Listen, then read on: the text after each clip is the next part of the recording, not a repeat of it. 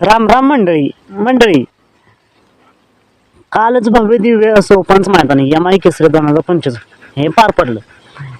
या मैदानाचे मानकरी प्रथम क्रमांकाचे मानकरी दशम हिंद केसरी बकासूर आणि त्याच्यासोबत होता वेगाचा शेवट रन मशीन पंचम हिंद केसरी सर्जा यांनी एक नंबर पटकावला.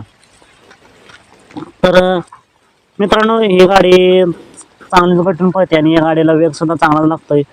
या जोडीचा इतिहास आहे की जेव्हा ही गाडी एकत्र आली तेव्हा एक नंबर केला आणि गोलाल पण केलाय.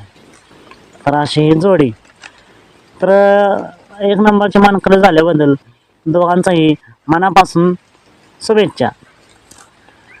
तसेच त्यांचा ड्रायव्हर छोटे ड्रायव्हर कोराळकर याला सुद्धा मनापासून खूप खूप शुभेच्छा.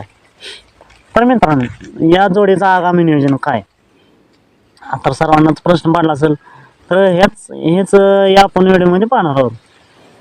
तर येत्या 26 तारखेला बिनजोडचं भव्य दिव्य असं मैदान पार पडतंय मुंबईला. त्यानंतर 31 तारखेला सांगलीकरांचं महाराष्ट्र केसरी 5 लाखांचं मैदान ओपनचं मैदान पार पडतंय.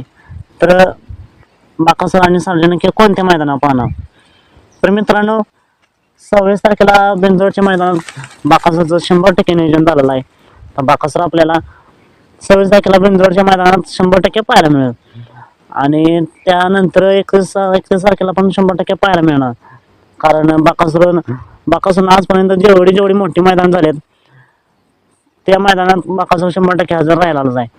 मोठं मैदान हिंद केसरी मैदान असेल नाही तर अजून कुठलं पण मैदान असू द्या, ते मैदान बाकासूरनं सोडलं नाही.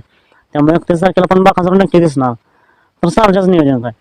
तर आता आत्ताच्या मिळाले अपडेटनुसार आता ह्या घडील तरी सर्जाचं नियोजन 31 तारखेला महाराष्ट्र केसरी 5 लाखाच्या मैदानावर झालेलं आहे हे समजतंय.